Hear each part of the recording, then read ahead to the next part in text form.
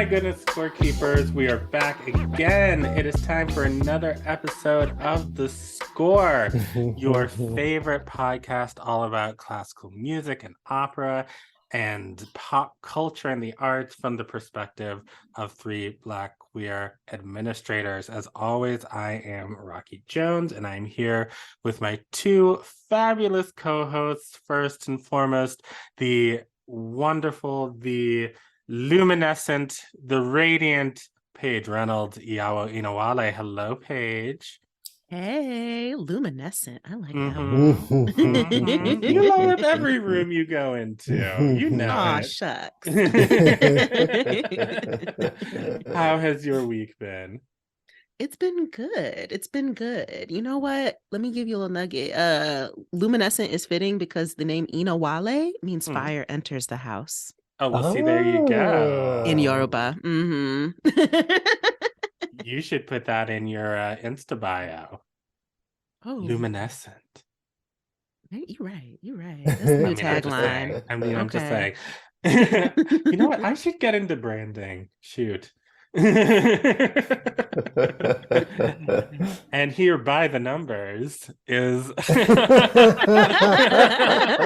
our other fabulous co-host, the brilliant Dr. Lee Bynum. Hello, Dr. Lee Bynum. Hello. How are you?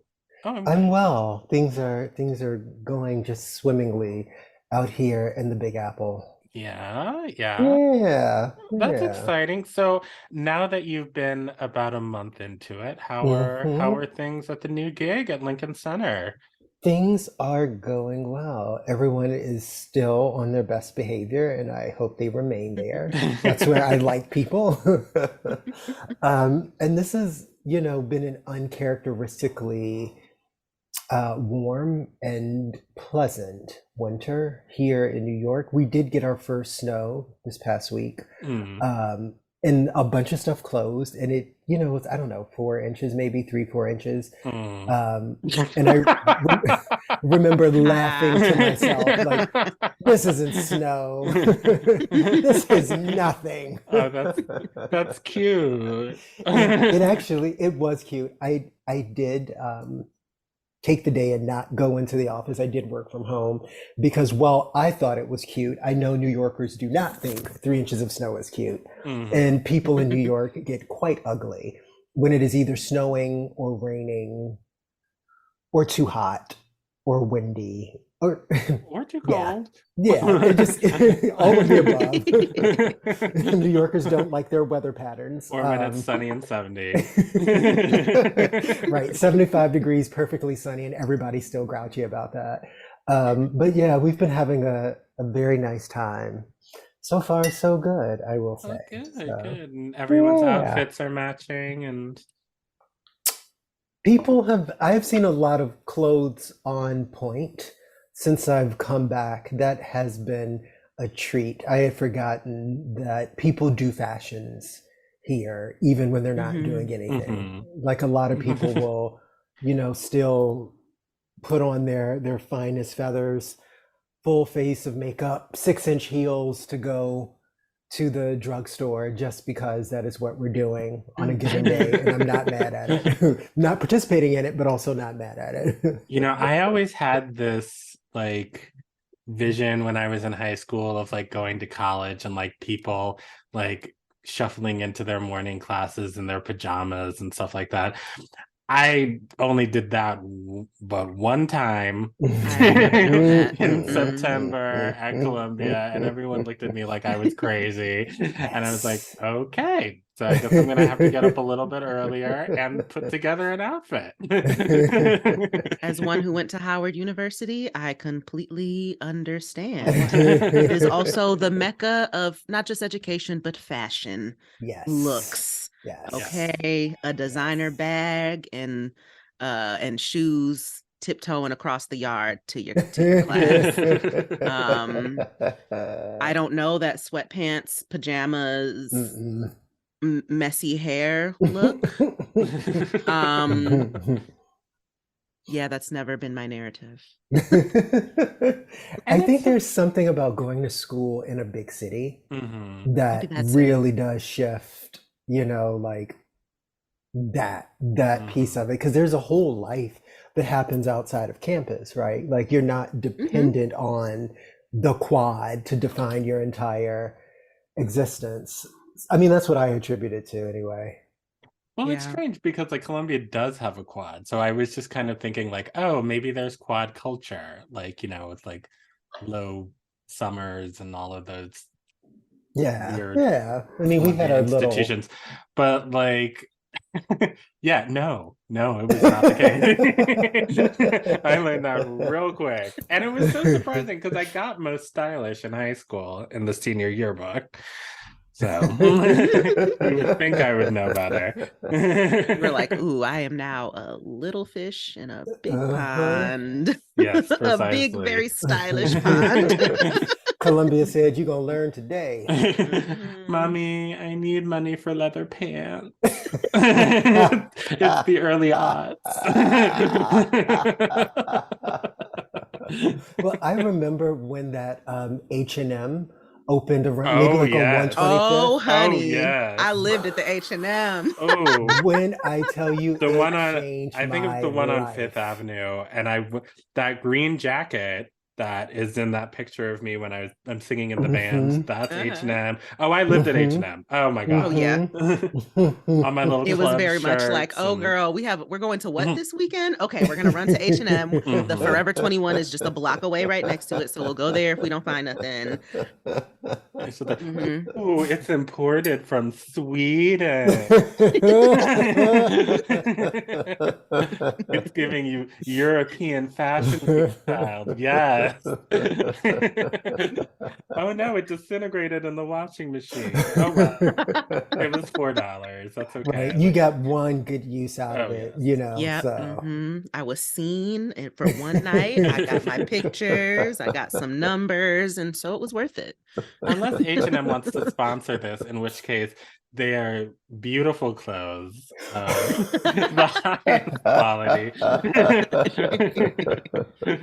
Every time I think about H&M, though, I can't separate it from when Rue read those girls for wearing H&M on the runway. I won't repeat that expletive-laden rant, but it was very clear that where you won't wear H&M is on the RuPaul runway, and maybe that's appropriate, right? Like but like that. I mean, if I was RuPaul, I probably would have had the same reaction because Joe Black was just so. What is even the word? Like, kind of smug and proud of it. Like, it's H&M. Like the deal, girl. No. That's not how this works. Not at all. She looked a mess, so. I'm just saying. That's the thing. That only works if you put on the H&M or Forever 21 and then you turn it. Yes. That's the only way that works. Because then it's like, what? You turned a little H&M bodysuit into what? And then, but if it's just, if it goes out looking like it came from H&M, right? Yes, you have a problem. Because usually, like when it comes to like Michelle's critiques about like, you should be able to take like, a hefty garbage bag and turn it into something like beautiful or whatever. Like, I understand what she's saying, but I do think that there is sort of like a discrepancy between like, some queens who have $20,000 for their drag and some queens that like do not have that type of money. But like at the same point, it's just like, okay, if you're gonna go and you're gonna get something from H&M, yeah, you totally can go to Michael's, get yourself some bedazzles and do something with it. Like you can't just like she literally just walked down the runway in her little knitted mauve H&M little dress, and it was just like, no, honey, that it's the artistry. Exactly. You start with it, you don't end with it. And I think that's kind of how you have to drive that one. In case anybody wants me to be a guest judge on the RuPaul show, hint, I'd be absolutely amazing. Clearly, we have opinions. Or like we have a reboot Fashion Police. God rest Joan Rivers' soul. Yes, yes. And of course I miss seeing Nene Leakes on my television. I do. But enough of that. You had a big night last night, Lee. I did. I went to What my did you first do? concert since moving back to New York City. I went to David Geffen Hall, the new space at Lincoln Center, and heard a remarkable evening of music at the New York Philharmonic. Three Black composers, two of them alive and well, were featured last night, and it was just like an evening of Black excellence that I was so happy to be a part of. Adolphus Hailstork, who has been on this show, had a piece last night. Courtney Bryan, who hopefully will be on the show soon, had a piece last night. She and I go way back to grad school. I'll tell a very embarrassing story about myself, how I met her at some point, because it's absolutely a shame. Oh, tell it now. Tell it now. Okay. Yeah, because now I'm curious. You can't just say that. I can't just say not it now. tell the story. Have to tell. So there's this thing that usually happens at the beginning of the semester where a lot of departments would have receptions for like their incoming graduate students. So my friend and I decided that we would pretend to be grad students in like 5 different departments and just like get a couple of free drinks and get our night going. So we were in the English department. We went to the philosophy department. They knew we didn't belong there. They're like, do we have 2 Black grad students in philosophy? We were like, oh, it's an English department. So we were just visiting places. To be or not to be in this department. Plato, Socrates. So, what but even we were. is philosophy anyway? My philosophy is getting free drinks. Yeah. So we were maybe 4 or 5 drinks in, and we heard in the graduate student lounge, the windows were open. We could hear someone playing beautifully, and they were playing Stevie Wonder. I don't remember what they were playing, but it was just absolutely beautiful. And my friend and I were like, oh, let's go in and find out who's in here playing. And there we saw Courtney at the piano playing, and we're like, oh my God, it's a Black grad student that we don't know. So we made our way over and we introduced ourselves. And we were like, who are you? And she's like, I'm Courtney, I'm from New Orleans, blah, blah, blah, blah. And she's playing Stevie Wonder, who is one of my all-time favorite singers. And because I was, a little north of tipsy, I said, oh, why don't you play my favorite Stevie song and I will sing along. Mind you, the graduate student lounge, like people are in there like reading, doing work, typing, like this was not the place to have a little piece of concert. So I suggested she play Overjoyed, and she started playing, and I sung the first line. It was beautiful. And then the second line didn't come, or the third line. And I realized, as much as I like the song, I actually don't know the words to it. So there she was playing, and I'm just, and everybody's just staring at the random drunk person at the piano in the middle of the graduate lounge, giving a concert to a song that they clearly don't know. And people apparently remembered it, because years later I had people still remember, oh yeah, you were that guy from the graduate student lounge today, randomly singing a song you didn't know. But that's how I met Courtney. Oh, that's fun. Now she's having compositions premieres at the New York Phil, at the LA Phil, and I still don't know the words to Overjoyed. So it's like an American Idol audition from 2005.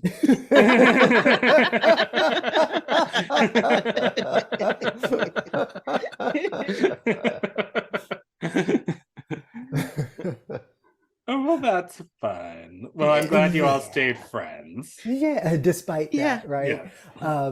But yeah, it was great to hear her piece on the stage last night. And it was also great to see so many people of color. Leslie Donner was the conductor. Tazewell Thompson was the director. Janina Burnett Nice. was a featured soprano. Janina. Yeah, it was great. There was a wonderful chorus. Simon Estes was there, Ryan Speedo Green, and then William Grant Still, Adolphus Hailstork, and Courtney's piece. And it was just great. And then, afterwards, getting to see so many Black classical music luminaries at the reception, including Tanya Leon. It was just very exciting to me and made me feel like, after spending so much time doing EDI in the space, that this was an instance of seeing something realized, right? Like meeting some of my counterparts at the New York Phil, several Black administrators and well positioned in their roles. And here we are in March. It's not even February, right? Like these kinds of things didn't even usually happen outside of that lovely little 28-day block. So it felt like a bit of a really wonderful way to be embraced into a new community. So a new old community, since I knew all these people a long time ago. But yeah, it was great. Really, really enjoyed it. And looking forward to more instances of Black excellence on the grounds of Lincoln Center. Yeah, that is just so amazing. I love it. I was overjoyed. I'm sure you were. Yeah. I mean, it reminds me of like the feeling me and Rocky are talking about when we were at Sphinx. That's exactly what I was thinking. Watching that concert, and we were just like, if it was like this all the time, like just being in the audience with our people, looking on the stage and seeing your people. It was just like a completely different vibe from most other most any other time I've seen a symphony orchestra. Pretty much like it was completely different. And it also like sometimes it's like, see, it could all be so simple.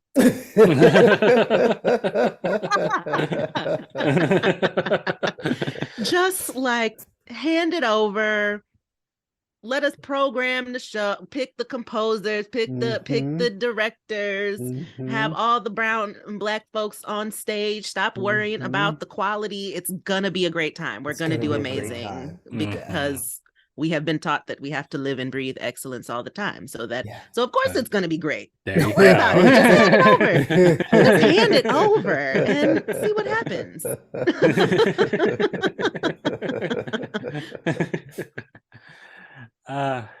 Gosh, if only someday. Someday, right? It's all going to bear beautiful fruit one day. Absolutely. Well, one day is actually coming up pretty soon. Actually, yes. Actually, tomorrow at Minnesota Opera. Oh, yes. What happens tomorrow at Minnesota Opera? Well, the world premiere of The Song Poet happens tomorrow at Minnesota. Already? Opera. Yes. Oh, well, look at that. The time does fly. This is getting released next week. Ding, ding, ding. Thank you. So yes, in future times, tomorrow. Oh, the wonders of the internet. Like I'm really sitting here confused. I'm like, oh wow. That's right. We're speaking to the future. Okay. Yes, we're speaking to the future. No, tomorrow, March, good Lord, March 9th. Is when the Song Poet debuts at the Luminary Arts Center. It is the first Hmong story set to opera. Yay! Yes, absolutely. And it is sung both in English and Hmong. It incorporates a number of Hmong song poetry elements in the score, which is super excited, which is by a composer named Jocelyn Hagan. And of course, the libretto is by one of our next guests, the author of The Song Poet, the amazing Kao Kalia Yang. And if that wasn't enough, we're also going to be joined by Josephine Yang, who is Minnesota Opera's community engagement consultant and has worked with us on promoting the song poet and getting it out there and making sure that the Hmong community is involved with everything song poet and making sure that people get to see the show and hear the wonderful music. And so I'm super excited because we had such a great conversation with them that I mean, I think it's one of the best conversations that we've ever had, but that's because of Kalia and Josephine and how just brilliant and eloquent, just beautiful speakers, both of They them. really So beautiful. both were. I Just mean, speaking in poetry. Yeah. absolutely. Like, it's amazing. So please stay tuned for that conversation. It's a wonderful, wonderful conversation. And if you can, I think there are some seats still left on a couple of days. It's mostly sold out, but go check out mnopera.org and check out this wonderful, wonderful show if you can. And we'll be right back with Kao Kalia Yang and Josephine Yang right after this.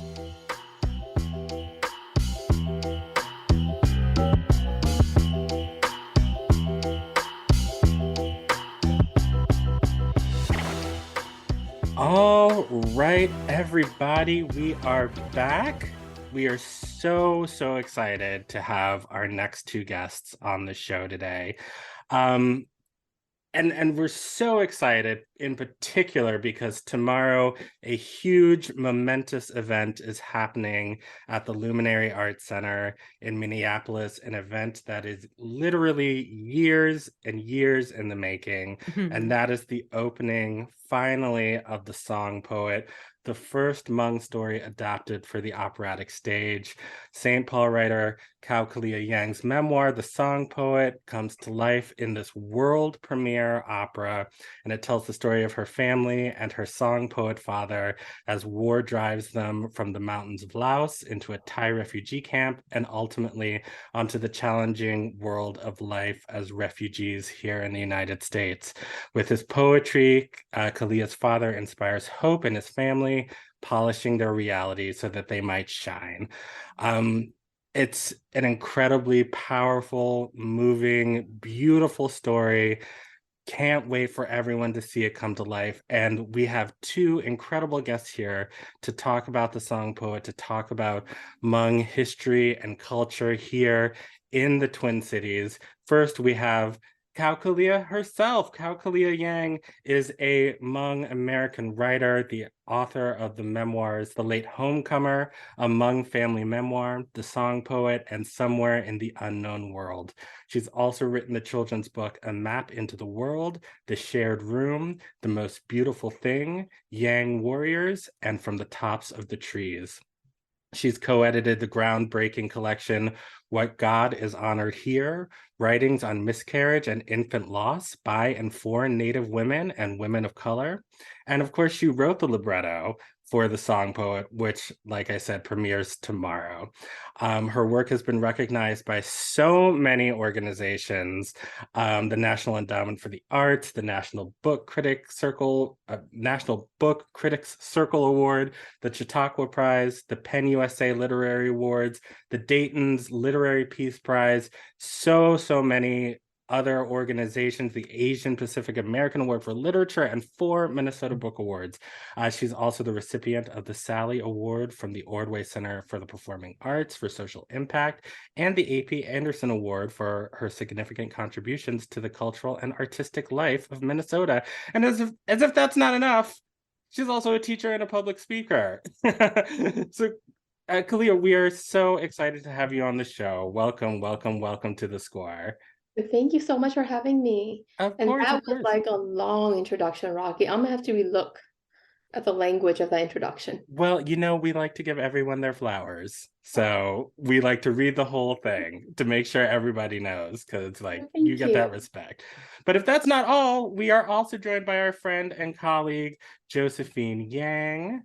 Josephine is a Hmong-American artist and arts administrator. She currently serves as the Artistic and Equity Coordinator at Children's Theater Company, where her work supports the internal justice, equity, diversity, and inclusion efforts of the company. I've been to that party. Along with their work in new play development and community partnerships, most recently hosting post-show conversations with community leaders, expanding on the social topics highlighted by performances on stage. In 2022, she joined Minnesota Opera as the community engagement consultant for the Song Poet. Outside of her work in arts administration, Yang focuses on cultivating her craft as a photographer, a poet, and a singer-songwriter, and her bodies of work aim to document truth, evoke healing, and center common ground. Welcome to the show, Josie. Hello, everybody. Hello. Thank you for having me. I'm so excited. We're so excited to have you both here. This is so exciting, and especially on the eve of the Song Poets premiere. How are you all feeling about this show finally coming to life? It has been years and years in the making. Like, when Song Poets started, we didn't even know what a COVID-19 was. We didn't know any of that stuff. Like, it's been a long process, and it's finally here. How are you feeling? We'll start with you, Kalia. Blessed and thankful. It's been a long journey, as you pointed out. It's been a journey full of many shifts and many changes in the 5 years or so that it has taken. I hope I've matured in different ways, and that it's such a gift that this thing will be real tomorrow. So blessed. Yeah, I'm thrilled. I have been a part of this project for a little under a year, but being able to engage with different community members has been so heartwarming. I actually was just talking to one of our Hmong student groups yesterday, and she's a board member.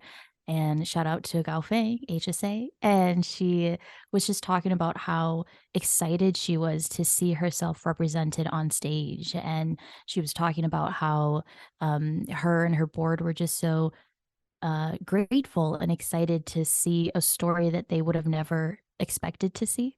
And she was really excited to see how this could inspire the next generation of Hmong artists. And she literally just took the words out of my mouth, and I told her that's exactly what my work related to the Song Poet is all about. So I'm thrilled to be a part of such a beautiful collaboration.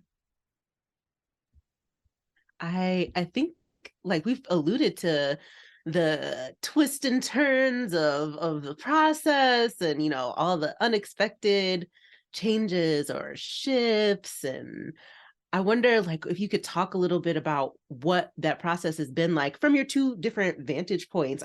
They're both interesting, and I get the impression that, like, for both of you, this is something unique, really unique that you've gotten to engage in. So what's that process been like for you?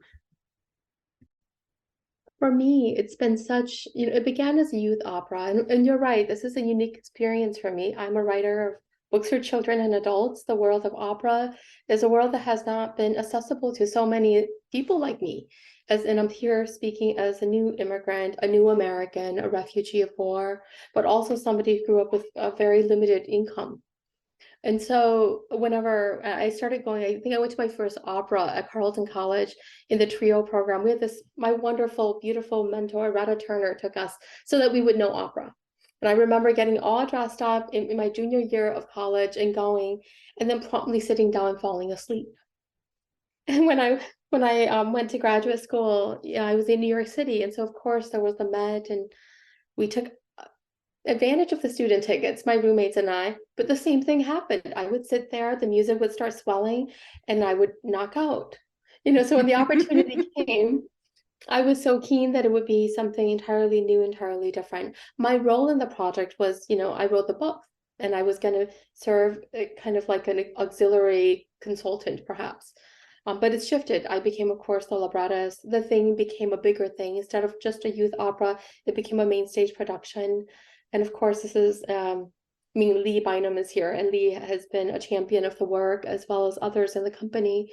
And so it's an incredible opportunity, not only for little girl me, but also the artistic, side of me, the artistic heart of me. How do I translate the story into songs, capture those moments into like into this medium, and hopefully inspire, of course, the composer. It was a different challenge, and it's such a beautiful opportunity, but also a humbling reminder that sometimes the things that we don't think we know how to do, it's because we've never had the opportunity.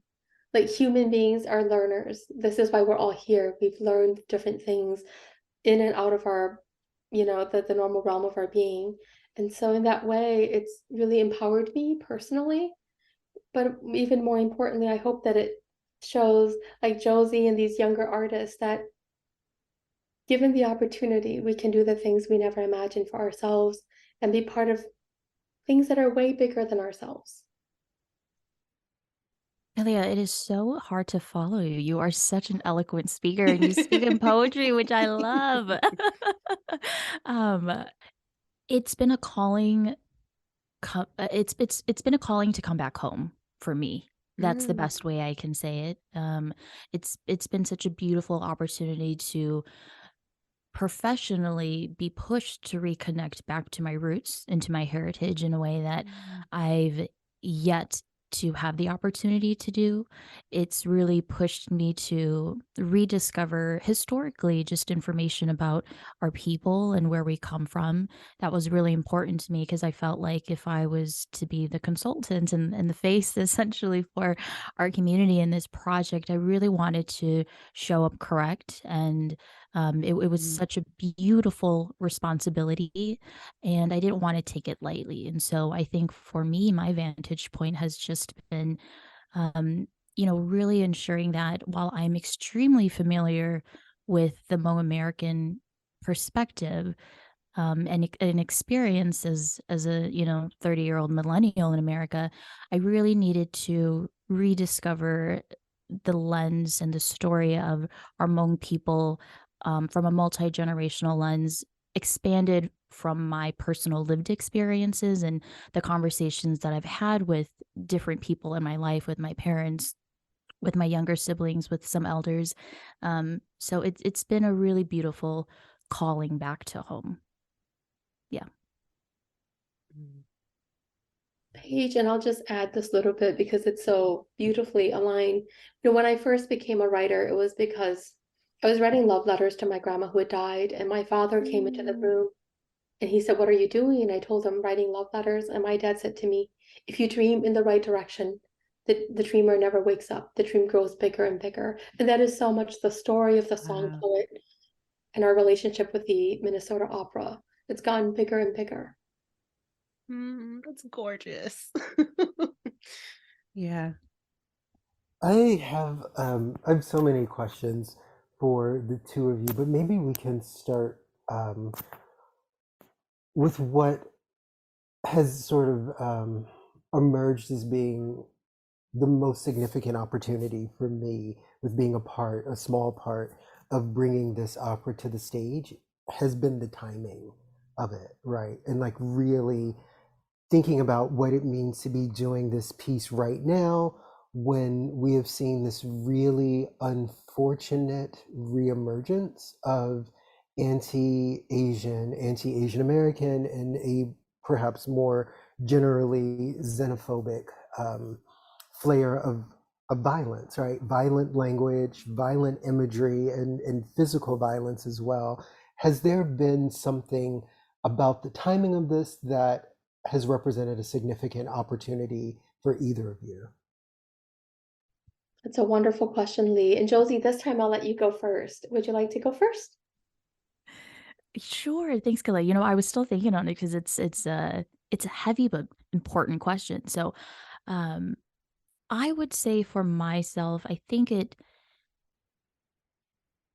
further. Oh, excuse me. For me, it further pushes the importance of why our stories matter, specifically from a Hmong lens. And speaking through the Hmong diaspora, when I think about our history and I think about how we have experienced thousands of years of genocide and persecution as a people, and how we've constantly been forced to migrate into different areas as survival tactics, and along the way we've had to find ways to fit into other ethnic groups, right? To mask our Hmongness in order to not be points of target. I think about that history and how it impacts the importance of showing up now with our stories, and how being an artist and participating in these art forms says, hey, I'm here still, and I exist, and I matter, and my stories matter.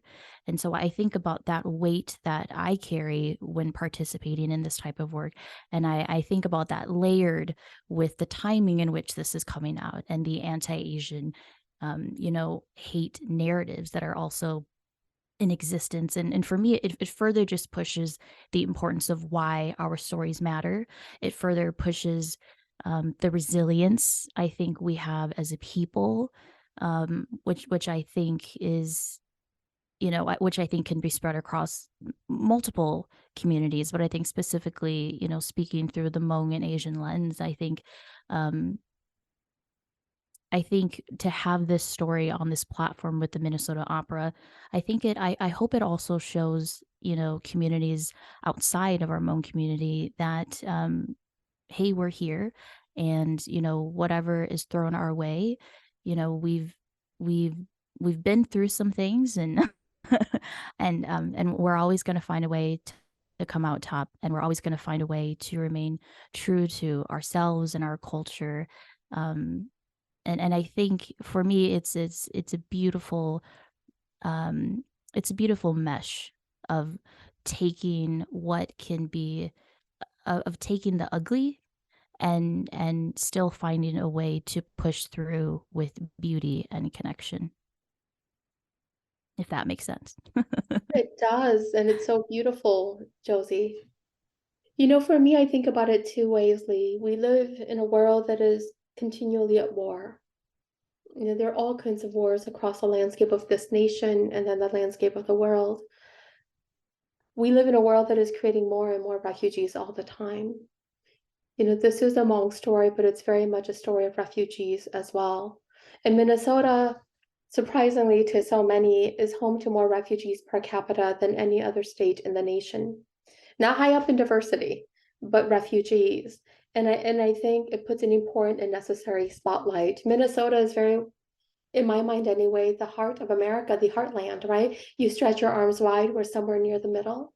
And yet it's a reality that we really haven't discussed as a community, how we, even in places like this, can be more welcoming of others, fleeing from so much.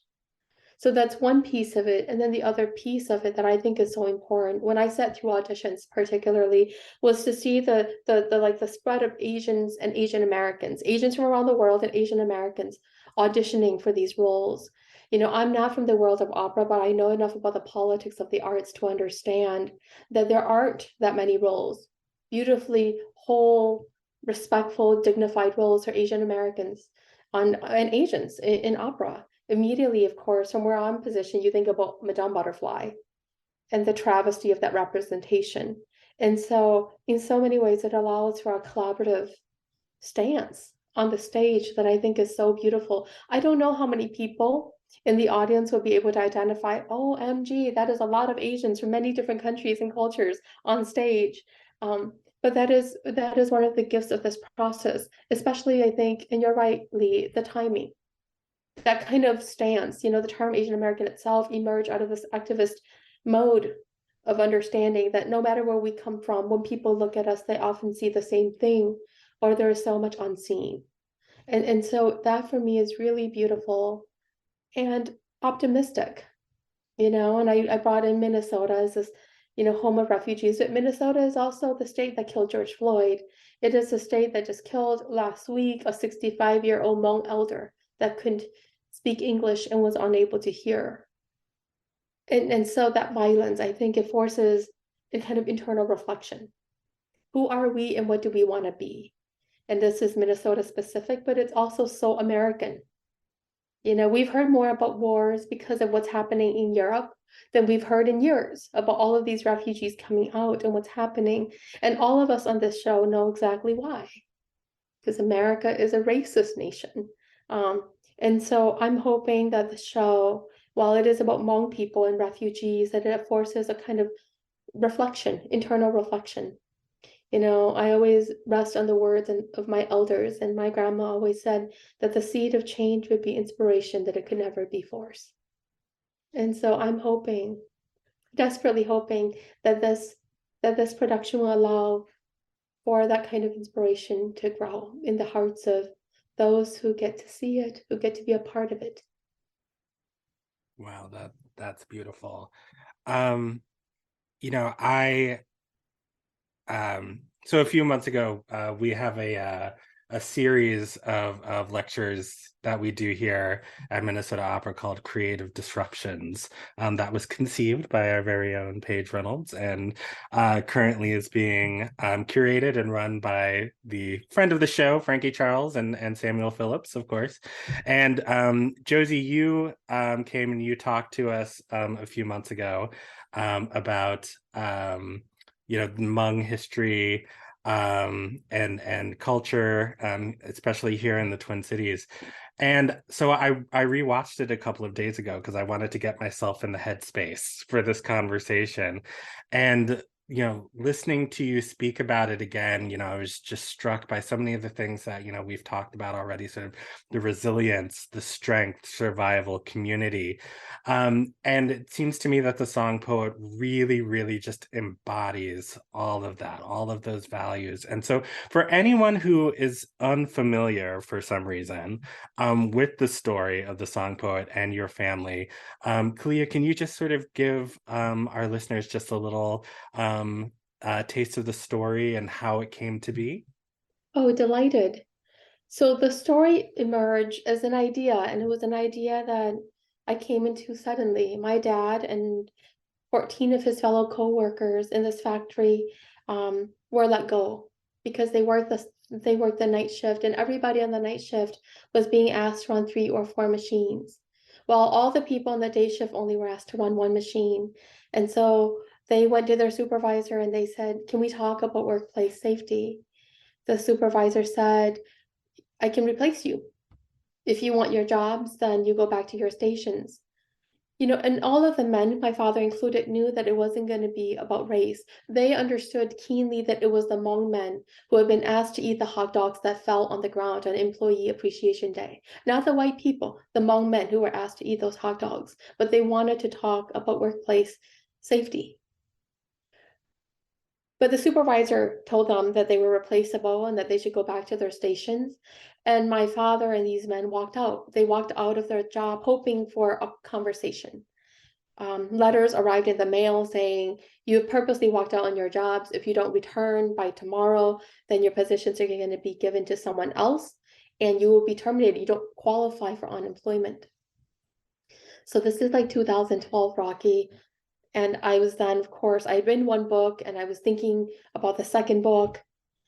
But I came home that day and my dad was getting ready as if to go to work, but there was nowhere to go.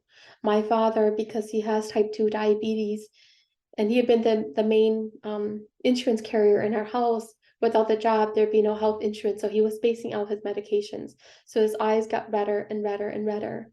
And he stopped looking us in the eyes. But my dad was sitting there with nowhere to go. And I said to him, I said, "Daddy, why did you become a song poet?"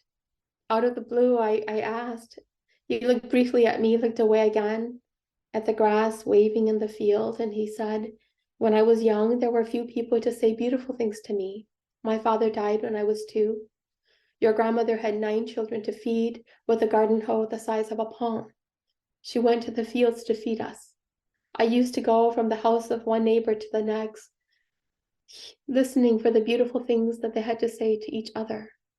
By myself, I whispered those words. One day it escaped on a sigh, and a song was born." We're at the dining table. I'm like, wow. I'm like, "Daddy, maybe that's the beginning of my next book." He looks at me and he says, "Nobody wants to read a book about a man like me, a man with rough hands." My dad had been a polisher, the last guy on the line. And when you use human flesh to polish steel, it suffers. It's these incredibly rough hands. My dad loved Barack Obama. He loves Barack Obama. And of course, I was reading Dreams of My Father. And my dad says to me, presidents write books about themselves. Who would want to read a book about a man like me? Then he looks away again. And Rocky, I've always had this stubborn heart. When I was a little kid, my dad used to say, you're like the dog after the scent of a bone. You don't know when to let go. And so I sought to prove my father wrong. That was the birthplace of the song poet. I sought to prove my father wrong because I understood fundamentally that most of this world is built by men with rough hands. Men whose shoulders have been pushed down, not simply by gravity, but by other forces. And more importantly, I wanted to right a wrong in my way as a writer. I wanted to speak to the experiences of those other 14 Hmong men who were let go because they were replaceable. Not because they wanted to eat the hot dogs that everybody else ate, but because they knew that those machines would kill them if they didn't have that conversation. And so I started writing the book. And across the process, the years that I was working on it, I'd ask my dad, Daddy, do you want to know what I'm writing? He'd look at me and look away and say, no. My father, I should say, is a beautiful song poet in the Hmong tradition. And so I'd say, Daddy, are you sure? He'd say, yeah, I hate it when people interfere with my process. Don't let me do that to you.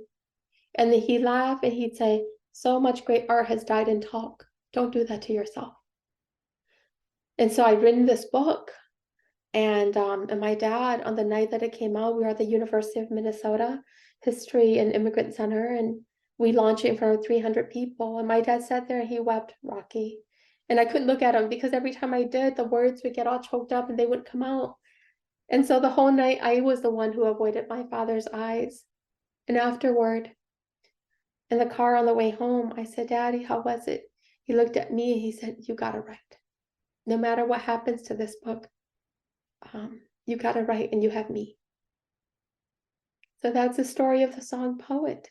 It's about this man who came to America ready to let the songs die inside of him so that he might feed his children with his hands, but who found out that in America, when your hands can't work fast enough, then they let you go and they let you fall.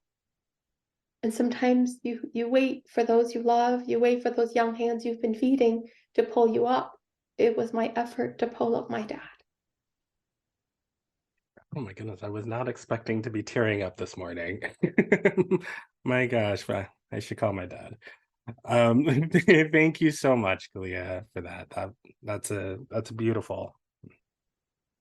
I am absolutely just enamored with the way that this story unfolded. I'm also just thinking about all the many stories that people are walking around thinking folks don't want to hear, and that I really want to hear. I know I want to hear them.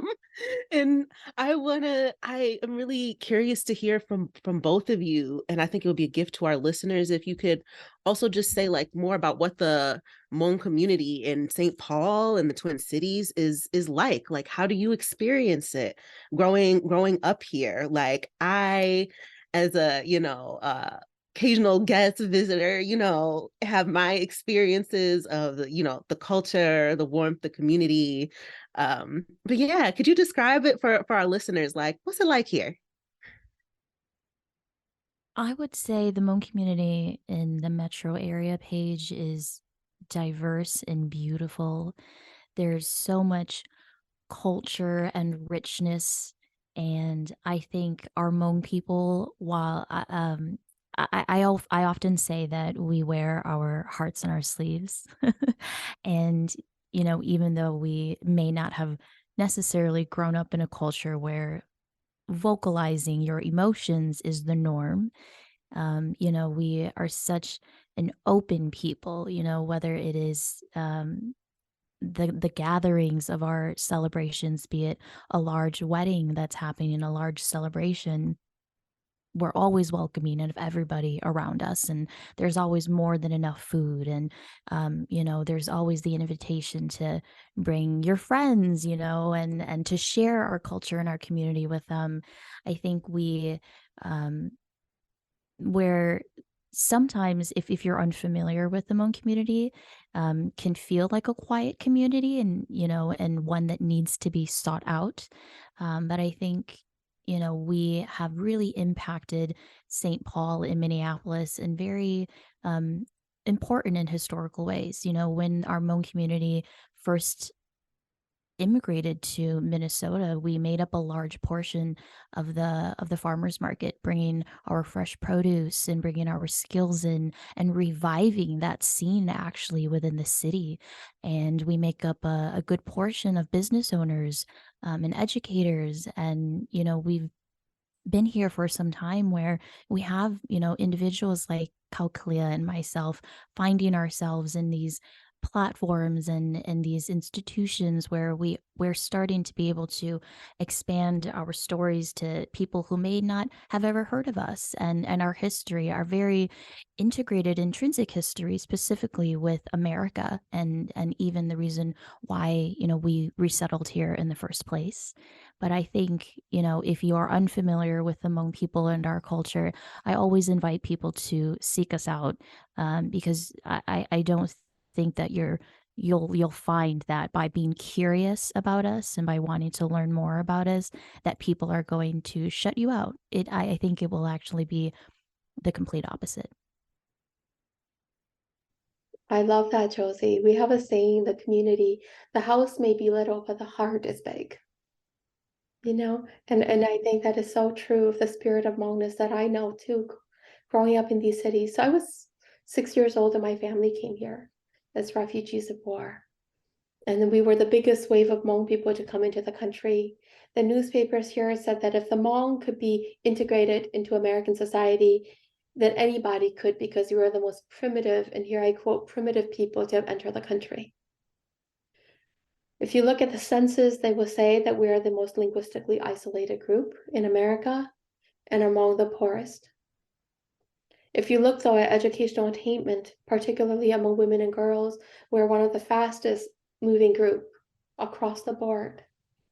So we live in an incredibly complicated and seemingly contradictory society. Hmong, like so many other cultures, as a patriarchal society. At the same time, many of the men were killed in that dreaded war.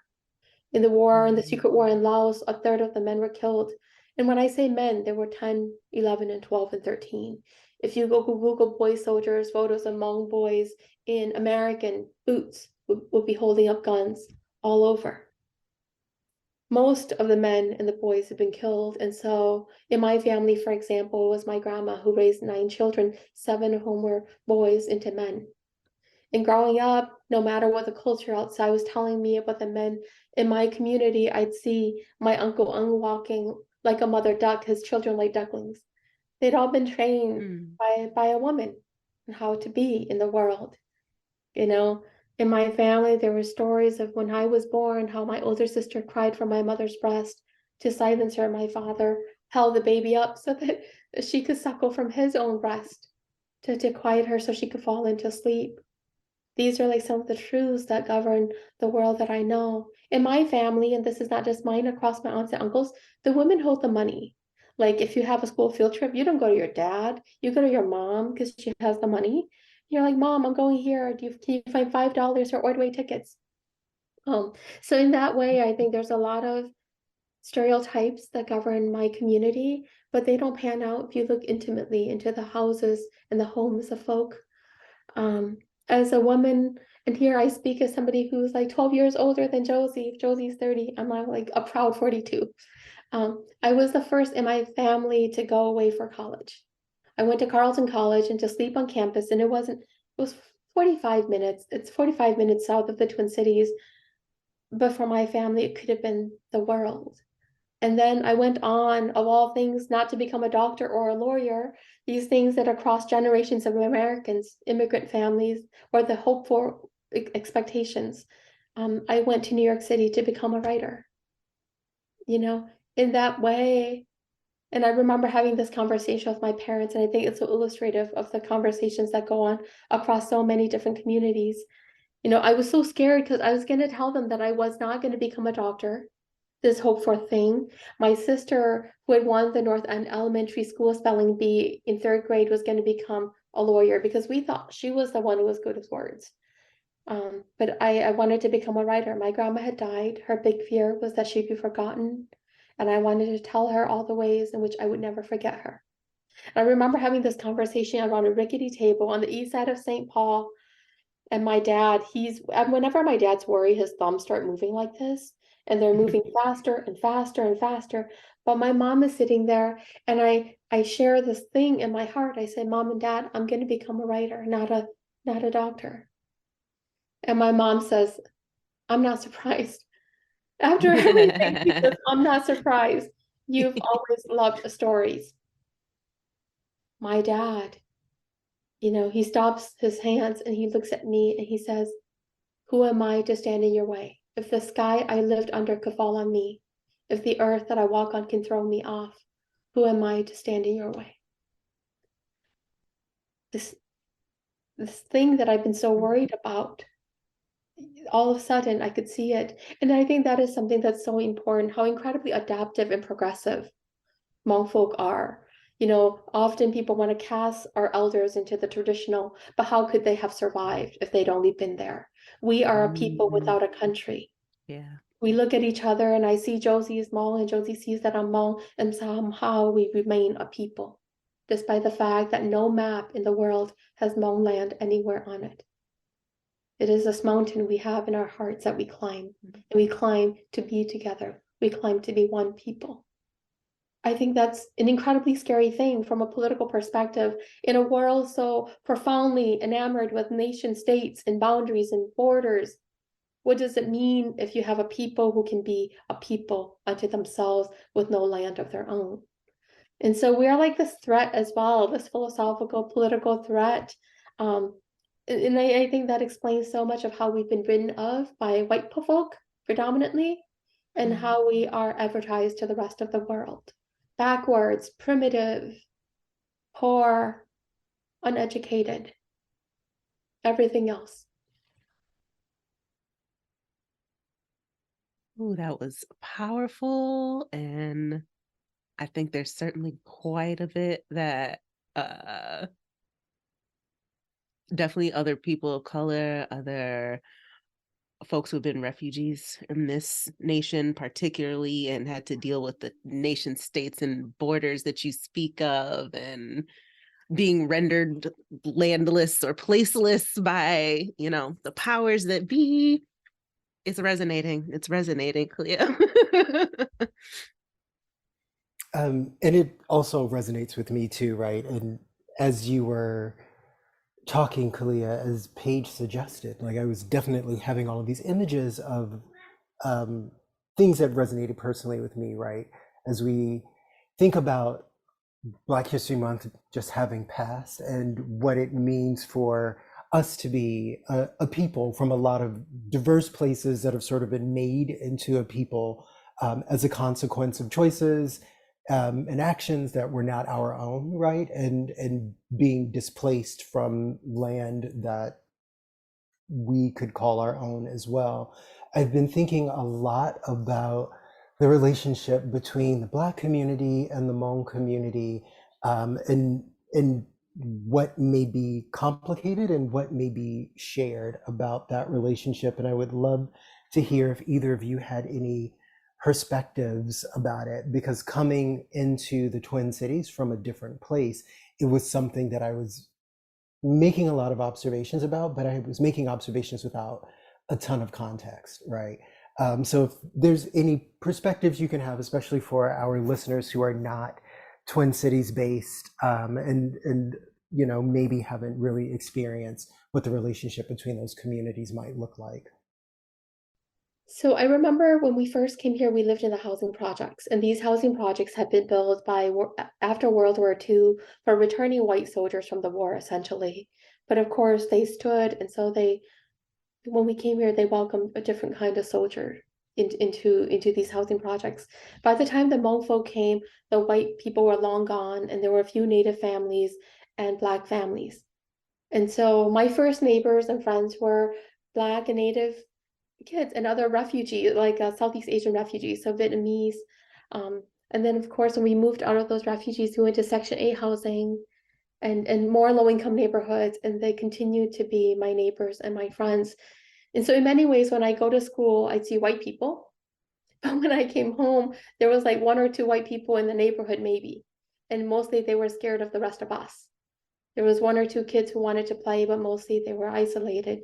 So I have this memory, Lee, of standing at a bus stop, and I'm there, my hair is, of course, straight, and there's this African American girl, and her hair was very different. And so we asked if we could touch each other's hair.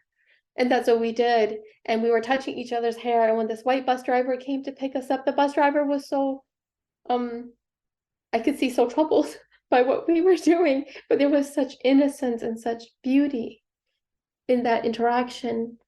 And that is, and that is the fact that we never talk about how impoverished neighborhoods come together, how these immigrants and like these decades of like poverty, what they've done in terms of our housing in cities like the Twin Cities, but elsewhere as well. And so white folk were the big strangers. They were my big encounter when I went to college and stayed in that dorm in Musser Hall at Carleton, when I became like one of 2 Asian people on my floor. And the only other one was a lonely Black boy. That's when whiteness really entered fully into my world. And the truth is that this is something that people never talk about. Shannon Gibney, who's also a writer in these cities from Minneapolis, we are dear friends. And whenever we do interviews together, people are shocked because there's a Black woman and an Asian woman, and they're really comfortable together, and they clearly love each other. And this is an image that we never get in mainstream media. Like, how many shows are there on TV? Do we see that depicted in a healthy and wholesome way? We don't. And so I think that is a truth that we've not talked about enough. And this doesn't complicate the fact that anti-Blackness is real, and that there is a very like a wariness about the newest strangers in the landscape, right? But I'll also tell another story. So I grew up on the east side, on the other side of Maryland. I came back home, Rocky. I wanted to raise my kids here, so I did something that I never thought I would do. Because growing up, I was always so keenly aware that when the bus came this way, it was dropping off the poor kids. And we were as likely to kick empty bottles along the sidewalks as balls. And so I thought when I was young that one day I would grow up and get a job and I move everybody I love away. But then, of course, you grow up and you realize, oh, I'm exactly who I am because of these places. And I love these people, so I want to come back. So I've returned. But growing up on the other side of Maryland, there would be these robberies. And we were just robbing each other, Rocky. One time my grandma died. We were at my uncle's all the time. We came back and our house had been ransacked. Even the kids, even their like plastic coin containers had been taken. TV and VCR and stuff. We called the police. Of course, there was nothing they could do. My siblings and I were incredibly impressed by the weapon of choice, which was the leg of a table with like nails sticking out of it. We thought it was so original. Whoever had come into our home had left us 2 of these weapons, and we were completely, to my mom and dad's consternation, like impressed with the architecture of the thing. But several months later, my sister had gone to school and she came back. She didn't have a key, so she needed the phone. She knocked on our neighbor's house, and of course we were friends, so he let her in. And she went in, and our TV was there, and the kids' containers were there, and the father was deeply embarrassed, deeply embarrassed. But then she walked out again, and we never did anything about it. That was the kind of neighborhood that raised me. It was, there was a trespass, but it was so clear that we were also poor, and it was so clear that they hadn't really wanted to hurt anybody, because that could have easily happened, and that's my relationship to poverty. It's a relationship among people of color, of a certain demographic, living in these hoods that have raised me. Recently, I'm a Harding High School graduate. Recently, there was a stabbing, a fatal stabbing at Harding High School, which of course broke my heart, but it also brought me back. When I was there, there was a shootout and somebody had gotten seriously injured. And the next day, before this kid was taken by the police, he requested a song be played on the radio for the whole school. And the song was Please Forgive Me. Bryan Adams, I think, please forgive me. And these things, these realities, and these truths are so hard to articulate, and nobody wants to articulate them because it would force a reckoning with the systemic racism that permeates this place, this country, this world. Yeah, I'm so happy to be following your comments, Kalia, because I think what that brings to light for me is the trope of the Black and Asian conflict. And I think it's a unique duality to work with, right? The reality that there is absolutely anti-Blackness in the Asian community, and the reality that and the reality of being weary, as Kalia said, of individuals, new inhabitants of our Asian communities coming in layered with the model minority myth, and the damage that does, across multiple communities. That duality and existence with the reality that there is solidarity between our communities. But why is it that the media so deeply focuses on the conflict, and where is that really stemming from, and what are the true motives behind that, and who are those stories coming from, right? Who's in charge of releasing those stories? It's myself as a Hmong woman dating a Black man, these are the dualities that I am in constant conversation with my loved ones, and the introspection that I have often. I do think, speaking to Lee's question, specifically, I think in Minnesota, we do live in a very homogenous state. Individuals are keen to sticking with the individuals that they know. We are very we are very historically based in our relationships, right? This is my family. These are my friends I grew up with. These are friends that I went to college with. And so I think when you layer that particular cultural aspect with the Asian and Black relationships, it becomes very nuanced in a way that I would imagine might be very different if you're, elsewhere, and if you're in a larger city on the East Coast or in the West Coast. What does it look like specifically in our metropolis here in Minnesota? So I appreciate actually your opening, Kalia, of this of the beauty and the innocence of relationships, and how they are formed before we become inundated by the narratives of society and by the systemic oppressors around us. Yeah. Thank you both for that, because it's an issue that, for various reasons of biography and genetics, that I am always very curious about. And it's something that I don't think we talk about, like certainly in the Black community, right? We talk a lot about the relationship between the Black community and the white community, like so much so that it permeates any number of conversations. But what those relationships look like with other communities of color don't always get the benefit of full, honest conversation. So I appreciate both of your perspectives. Thank you. Yeah, and I appreciate what you uplifted about place, Josie, too, because I think I've also encountered, talking to, friends from other cities and especially metro areas, who don't quite understand or seem to understand the racial makeup of the Twin Cities.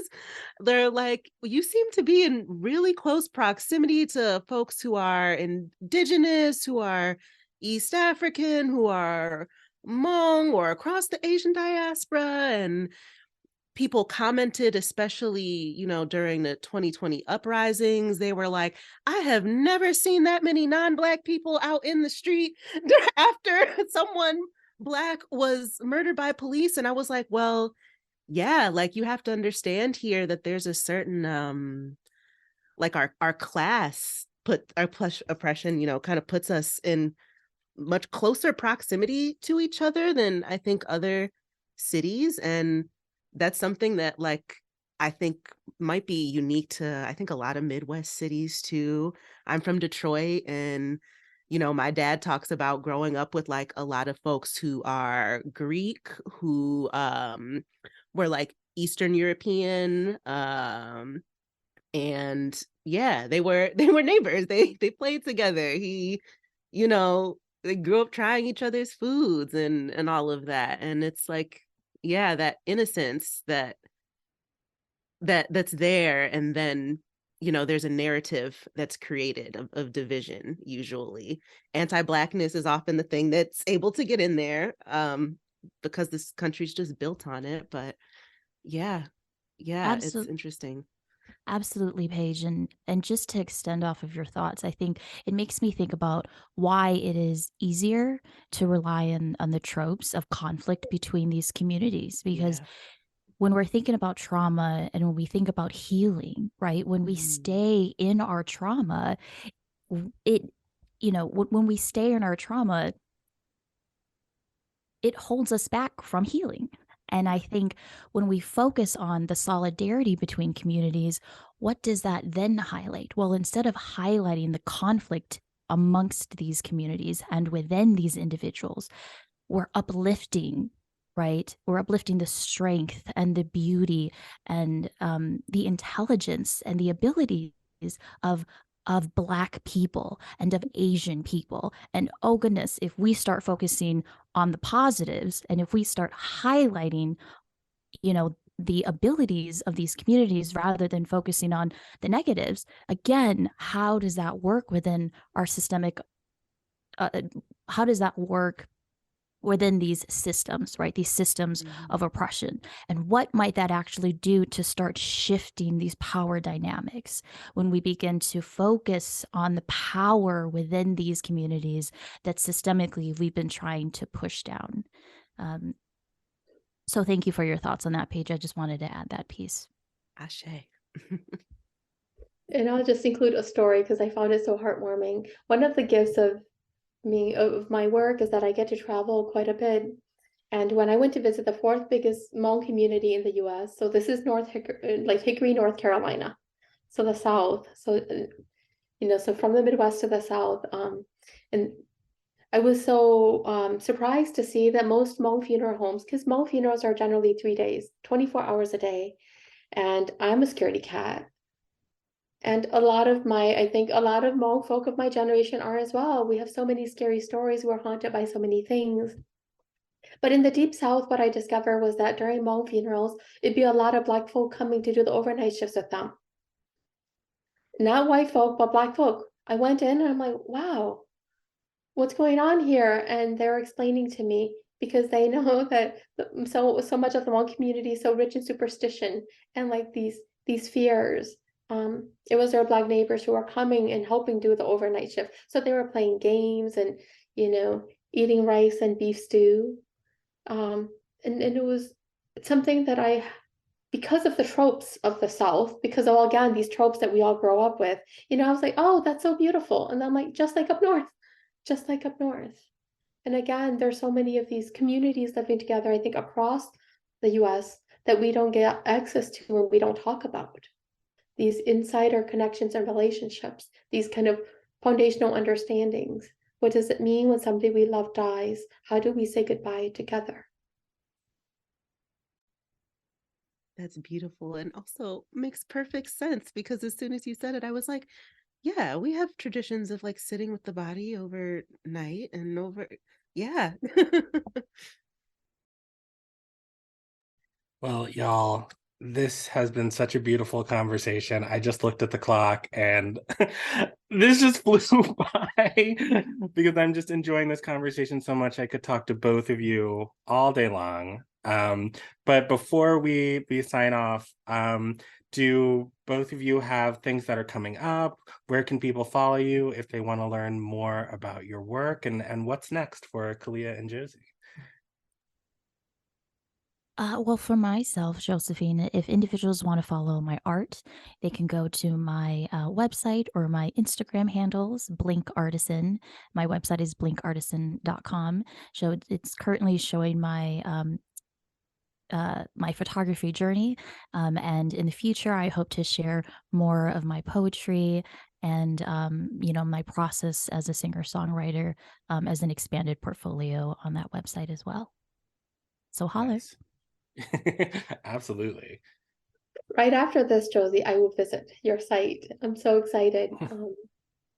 So 2023 is, we have this opera, and I'm working on lots of things. But 2024, my next big book for of work of creative nonfiction will come out early in the year. Where the Rivers Part, My Mother's Story, as well as 5 other children's books. So a lot of publishing wow. coming, in 2024. So gearing up for that run. But you can follow me or my activities on my websites, www.kaokaliayang.com. Fantastic. And all of that will be in the show notes as usual, so everybody can go check that out. And as we mentioned at the top of the interview, the Song Poet opens tomorrow. Libretto by fabulous Kao Kalia Yang, music by Jocelyn Hagan, and will be presented at the Luminary Art Center in collaboration with Theatre Mu.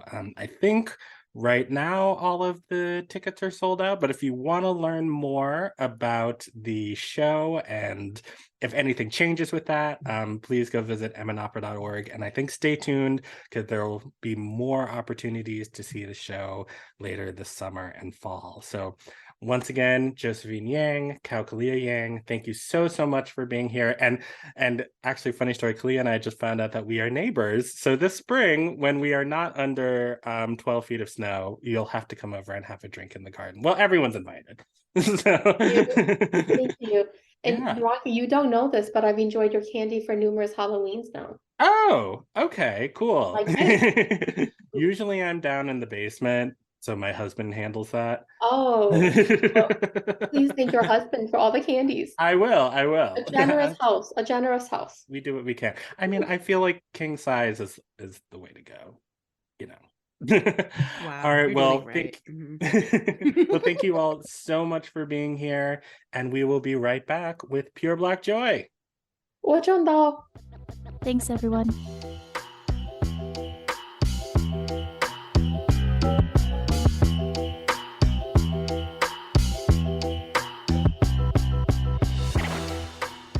And we are back. My God, what 2 brilliant human beings. That was extraordinary. Yeah. The eloquence, the depth. Yes, absolutely. But it is now time to turn our attention to our favorite segment. Paige, are you ready? Ready, Freddy. And a 1, and a 2, and a 1, 2, 3, 4. It's peanut butter jelly time. Peanut butter jelly time. Peanut butter jelly time. Peanut butter jelly. Peanut butter jelly. Peanut butter jelly with a baseball bat. Peanut butter jelly. Peanut butter jelly. Peanut butter jelly with a baseball bat. Peanut butter jelly. Peanut butter jelly. PB&J time. Ooh, okay. I feel like you put like your whole chest into it, like in a way you haven't done in like months. You know what makes the difference? I have to dance when I do it. Okay. I have to move when I do it. So, I got to snap my fingers. I got to all of that. It makes a difference. Okay. I liked it. So we'll have to, and you got both of us moving too. Oh, okay. Yeah. No, we were dancing. Okay. Yeah. Anyway, so this is Pure Black Joy. This is the segment where we talk about the pure Black things and people and places and ideas and music and culture that is making us happy this week. And I've been having a busy week. I could use some cheering up. So what do y'all got? I got something. Okay. Well, I got 2 things technically. One is personal, just that I got my tickets to the Renaissance tour. Oh, yay! I got my tickets to see Beyonce. Floor seats, baby, in Minneapolis. period. We will be in the number. We will be in formation. Yes. I'm so excited. Me and my partner are gonna have a good ratchet time. Yes, get your whole life. Oh, my yeah. goodness. Well, we'll have to try and link up. We're not on the floor because we're over 40. But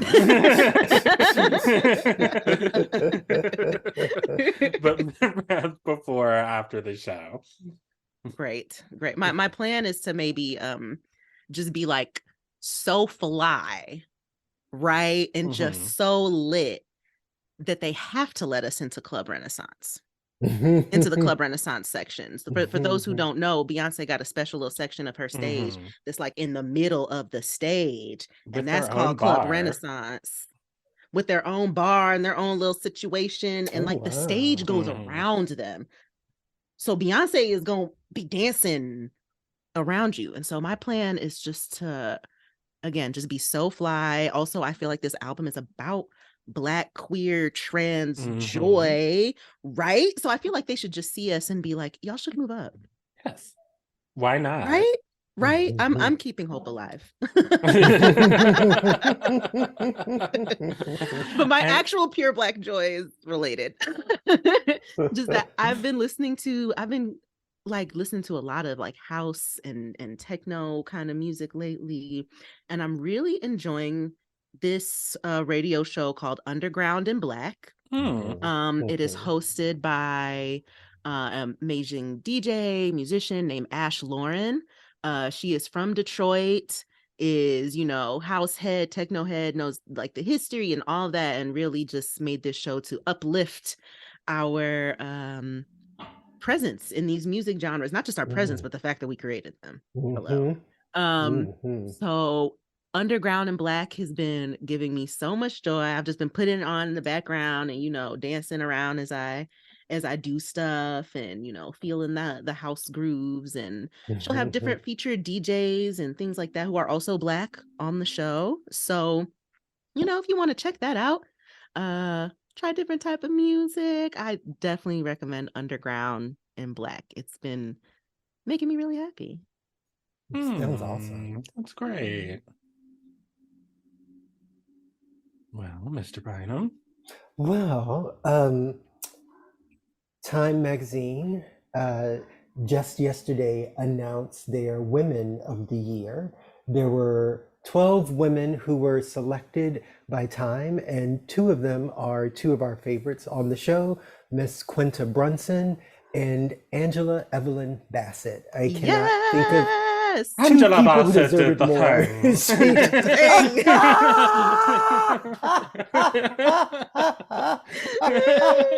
I can't believe we're just now bringing that up. And the world sorry, lost their Ariana. mind. I'm so sorry, one way Ariana, or but- another. Okay, that's my pure Black joy.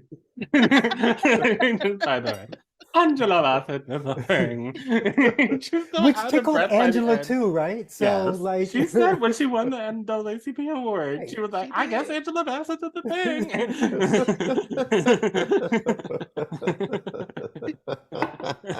Oh. Okay, I'm sorry to interrupt. No, that's actually a great complete encapsulation of everything I was going to say. They both did the thing, and it's good to see this recognition, because I feel like Black actresses and certainly Black writers, right, are frequently not seen, not acknowledged, and it just feels good that folks who are doing this really high level of work are getting the acknowledgement. And especially in Angela's case, I feel like she's literally been like a top tier actress my entire life, and it's something that kind of has gone under the radar outside of Black context. So it makes me really happy. Every piece of acknowledgement she's getting this season, I think she deserves it. And the same with Quinta. Abbott Elementary is like is a highlight of my week. Every week, I think it's such a cute and funny show. So I'm super excited for both of them. And yeah, and the other 10 ladies on the list are also super deserving, even if they're not a part of my PBJ for the week. Yeah, I that little clip of Quinta and Janelle James from the SAG Awards. It just, Yes. it's just like it doesn't matter what what Quinta does. She just tickles me. Yeah. Her and Janelle together are just And then Janelle, she's what a find. comedic duo. And then I was scrolling on TikTok last night, and that Black Lady Courtroom sketch. Have you seen it? Yes. Came up. It's so funny. From Black Lady Sketch Show. And it's got Quinta in it, and Issa Rae, and an Yvette Nicole Brown, and like it's just like about a courtroom where everyone, the bailiff, the stenographer, the judge, the prosecutor, the defense attorney, they all realize that they're Black women. And they're just like, this is a historic occasion, and it's just so funny.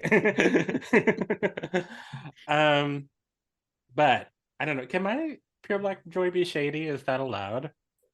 Yeah. Yeah. Okay. Because it just tickled me. Like, first of all, if y'all have not watched the Real Housewives of Potomac reunion, it's just ridiculous. I've heard things. It's ridiculous. But I saw a tweet from Jamel Hill that was like, I learned a lesson a long time ago not to ask a Black woman over the age of 60 their opinion, because they are going to tell you the full and complete truth. And that was in reference to Auntie Shaka Khan, who had some things to say about that Rolling Stones greatest singers of all time list, and she had smoke for Mariah, for Adele, for Mary J, and yeah, it was so funny. And she's right too, because like y'all need to give her flowers. My goodness, number 29, that's ridiculous. But of course, that list was insane. You know, how are we having Taylor Swift? Swifties, don't come after me anywhere near that list. She was on it? Yes. But we're talking about singers. Yes. Vocalists. Not gowns, not beautiful gowns. Vocalist. And not overall performance. We're talking singers. For her vocals. Yes. I mean, y'all keep reading these Rolling Stone lists if y'all want to. I just I just do not.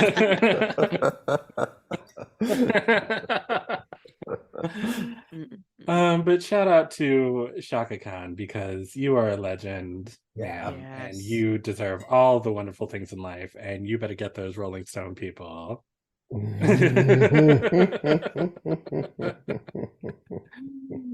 But that's all I got. It's been a long week. I'm ready to take a nap. Get some food and take a nap. And I highly recommend all of you do that as well. And all of the things. What are all the things that we say? Right, subscribe to the show. That would be helpful. And tell all your friends about us. Leave us a review on Apple Podcasts. 5 stars, please. And some words would be nice. You know, if you are listening to this show and you haven't done that, I don't understand why. Don't you want us to succeed? Don't you want the podcast to succeed? My God. 5 stars, words, please. And of course, we want to thank. Yes, it does. 100%. It really does. And of course, we want to thank Kao Kalia Yang and Josephine Yang for being with us today. Go see The Song Poet, check out mnopera.org. There's some added performances. I believe there's still some tickets left. So go get you one, because it's going to be spectacular. And what am I missing? What am I forgetting? You're supposed to say something about any words of wisdom? Yes. Do y'all have any words of wisdom? No. I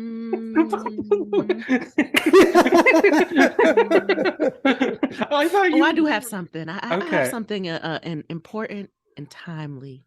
Oh, okay.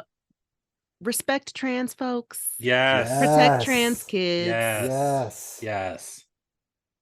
And just like mind your business. How about that? As someone who is trans, I want y'all to mind your business. Like, for real. Like, this is just. And go tell somebody that they're not actually doing surgeries on kids and stuff, and they got to get at least a year of therapy and counseling before any of that happens, even if you're an adult. So anyway, yeah, that's my words of wisdom. I love it. Thank you for mentioning that, because yes, 100%. And Governor of Tennessee, you can get lost. I mean, F you and F that. That's all I have to say about that. But Arkansas too. And I seen the news this morning.